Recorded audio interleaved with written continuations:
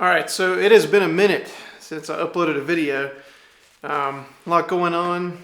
For everybody that doesn't know, which I'm assuming not very many people do know, my beautiful wife is weeks away from giving birth to our son. So got quite a bit going on, but I do have some time today. I'm going to try to work on the Jeep a little bit. I'm going to start getting the rear axle torn apart, and I'm going to get, or I'm going to at least get just the Ultimate 8.8 installed in this video. Then I'll need to re-gear it, then I'll be done-ish.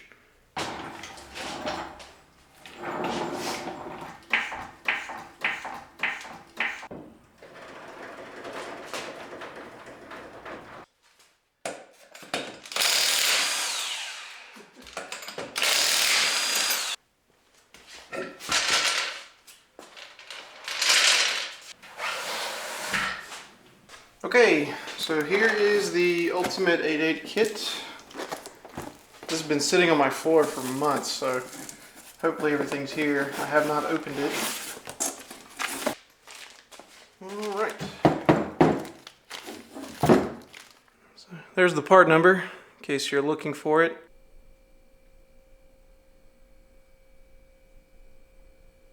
So one thing that's cool about the Ultimate 8.8 kit is that it actually makes the axle just under an inch wider on both sides. So I won't need to run these wheel spacers anymore, even though they are very pretty. Some people ask me why I ran these wheel spacers at all, and I guess I thought that was a very common knowledge thing, but you know, the Dana 35 that was in this Jeep originally is a little bit wider than this 8.8, and my front axle is about a ½ inch wider over stock because of the WJ knuckle swap. So I put these wheel spacers on to make the rear axle roughly the same width as the front axle, but like I said, I'm not going to need them going forward.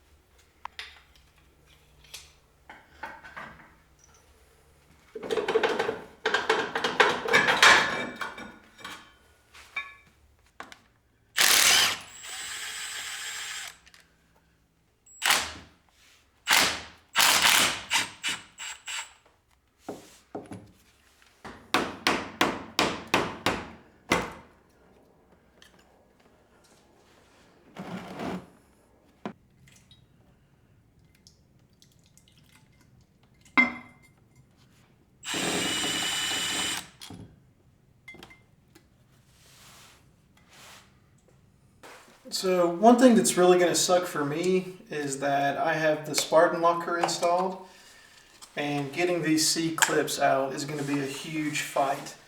I remember putting them in, and I remember lots of cursing, so I'm sure that will happen again. But if you don't have a Spartan locker or a lunchbox locker installed, this step is not that bad.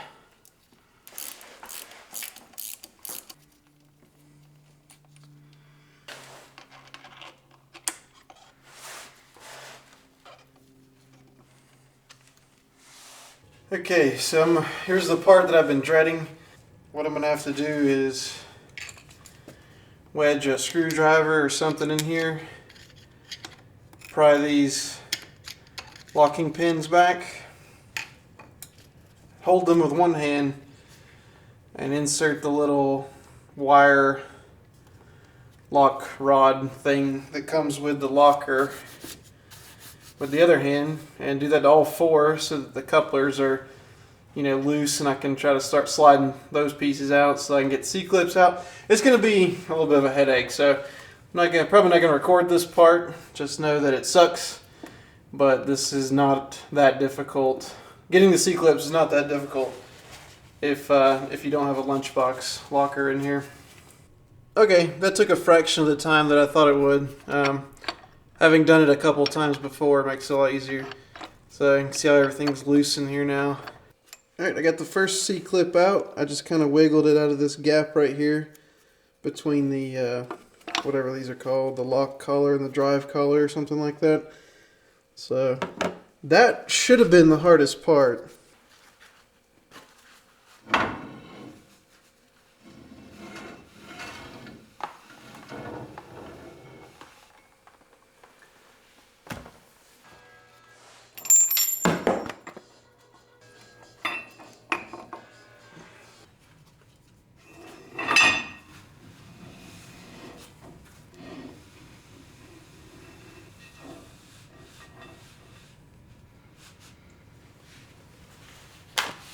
It gives you a good idea of how much taller the driver's side axle shaft is, or how much longer it is, I guess. These shafts are pretty beefy. I'm actually kind of impressed with how big they are. I might put these on Craigslist. I don't know, we'll see. Get these backing plates off. 14 millimeter.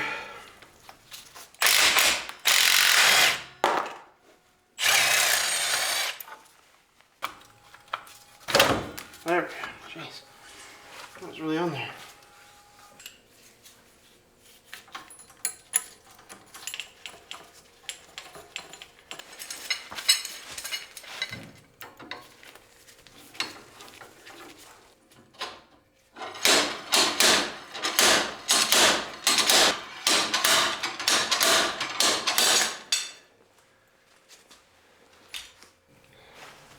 Alright, there's one.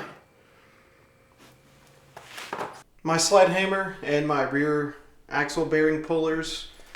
These are both made by Gear Inch. Alright, so I'm ready to cut. The instructions say to leave this little shoulder right here and cut right in front of it. I think the only reason is for that shoulder to stay is so that it gives you know, the new backing plate something to seal to a little better. I don't think it's ultra important to have it perfect, so can use a Sawzall, angle grinder, whatever. I'm gonna run down it with my portaband and see if I can just keep it straight down the whole way.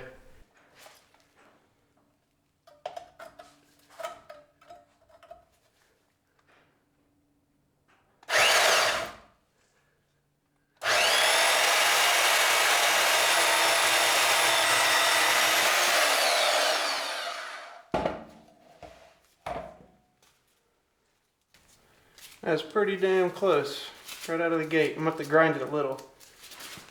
That was super fast. All right, there we go. That took no time at all. I do need to grind down here. The portaband kind of walked this way as it was coming down. But up here at the top, it's pretty much perfect. So just gotta make that flush, and then this side will be ready for a little bit of cleanup and the new backing plate.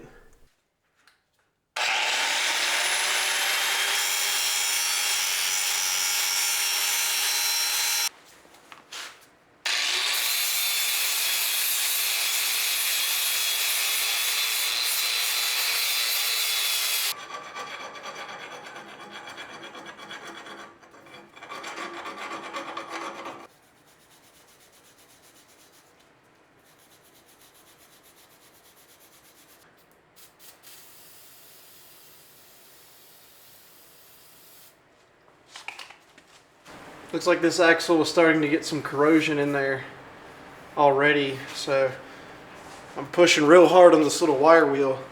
I want all that little crap and rust out of there because I don't want this thing to leak once I seal it up for good.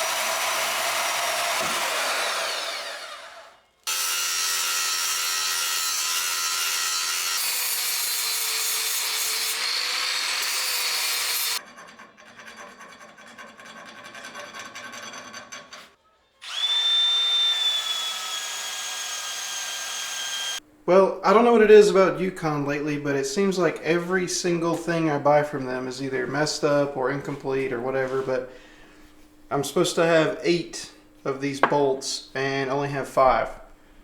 So I'm gonna have to email them and see if I can get 3 more. These are grade 9 bolts, so they're a little more specialty than, you know, something you get at a hardware store. I could probably get them from McMaster-Carr, but they should have been provided already. So I'm gonna see if Yukon will make this right. All right, check it out. I called Yukon on Monday. That last part of the video was filmed on Saturday. I called them Monday morning. I told them I was missing 3 of the grade 9 bolts. They said, sorry about that, we'll have them to you tomorrow. So gave them my address. There was some weather in my area, so I didn't get them till Thursday. But I did get them, and they look a little different, but they're the same size. So I don't know, the head stud or the head stamp is a little bit different on these, but whatever. They're the exact same size and length and everything, so it's probably just a different supplier. All right, so I already got the driver's side knocked out. Let's knock out the passenger side.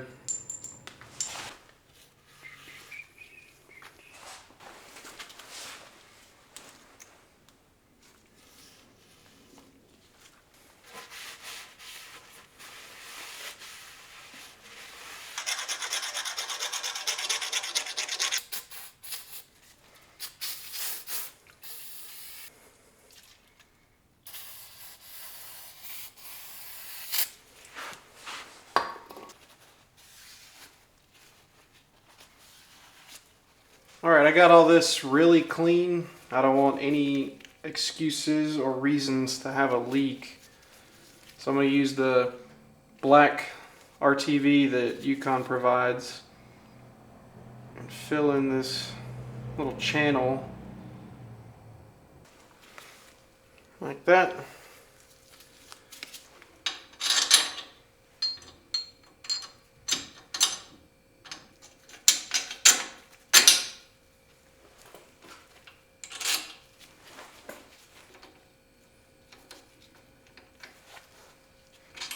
So the kit comes with these larger nuts, these big ones to use as a spacer. And then it comes with some non-locking regular nuts for these studs.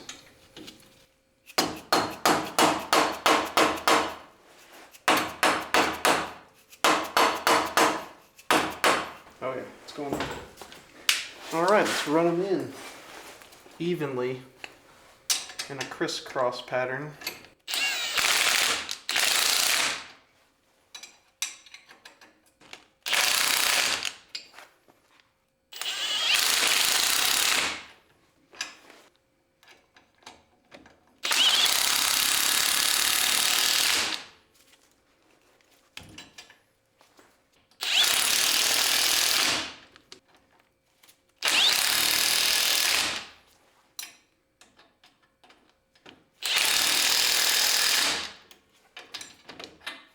Alright.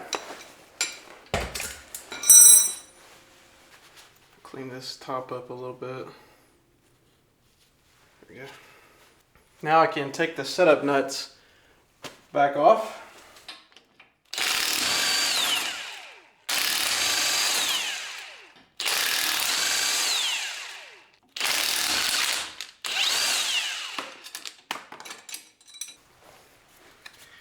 What's on there?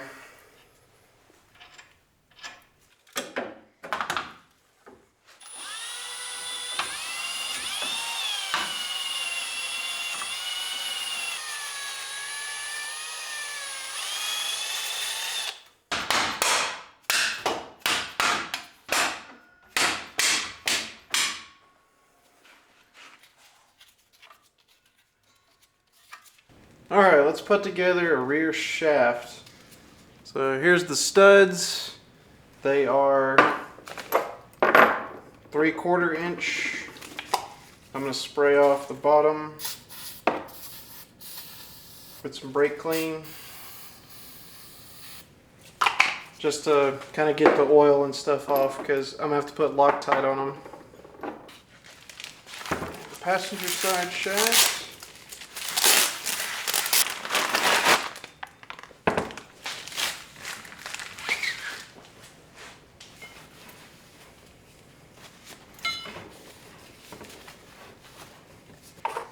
Same with the holes.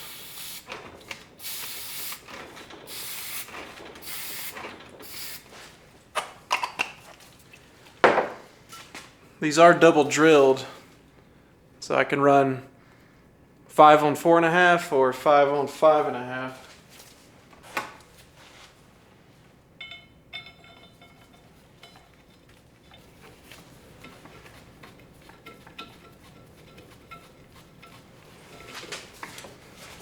Okay, I run them in almost all the way.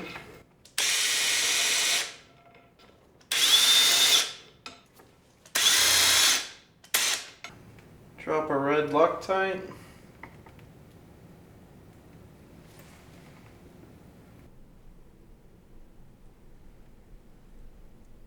And then run them in.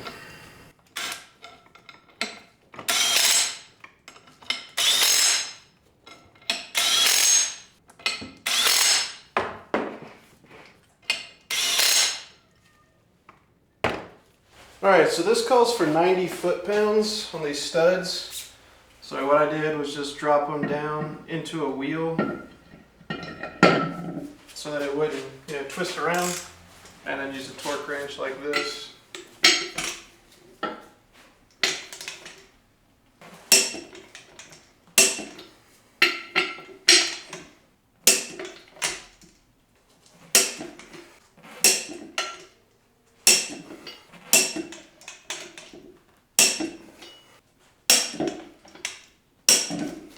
There we go. Okay, so it's time to press the bearings on. So the order is this, and then this, then the seal up, and then the bearing, and then this. Okay, let's put it in the press.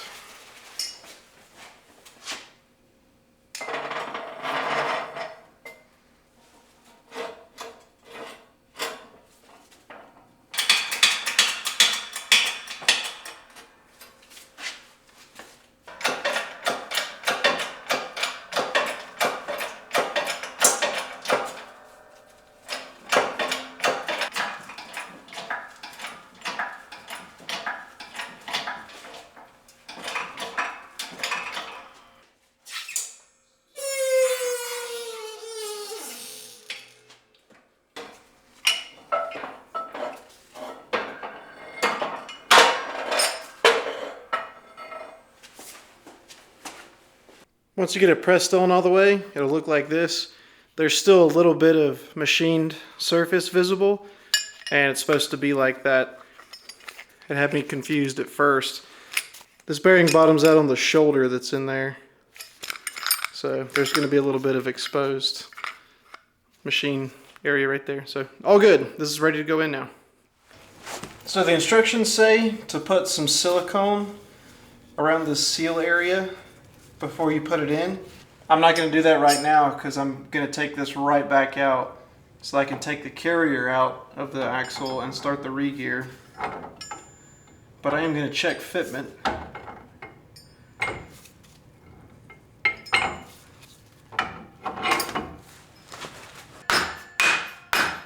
That seal is in there pretty good, but I'll still use the RTV for the final install. The kit comes with lock nuts, but I'm not going to use them yet because, like I said, this is all going to come back out. So I'm just going to use the setup nuts. This little plate back here is kind of a pain in the butt to get lined up.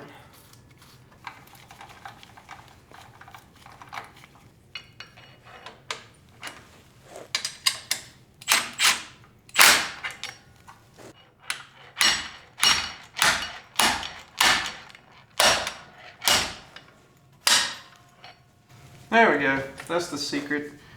Just jam it. And then these bolts go to 40 foot-pounds.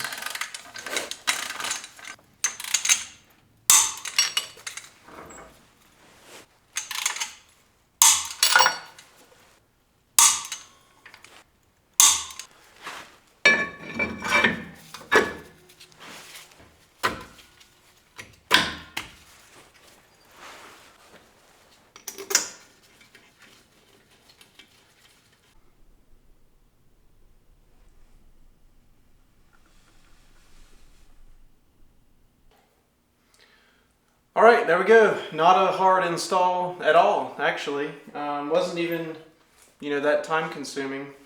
Having all your tools, set up ahead of time, like the rear axle bearing puller and, all that stuff made it super fast. All right, so what I'm gonna do now is take those axle shafts back out again and start disassembling the carrier and get ready to re-gear this to 456. I'll leave links to all the parts and specialty tools and stuff that I used in the description. And if there's something I skipped over or I didn't cover very well, let me know and I'll try to answer as best I can.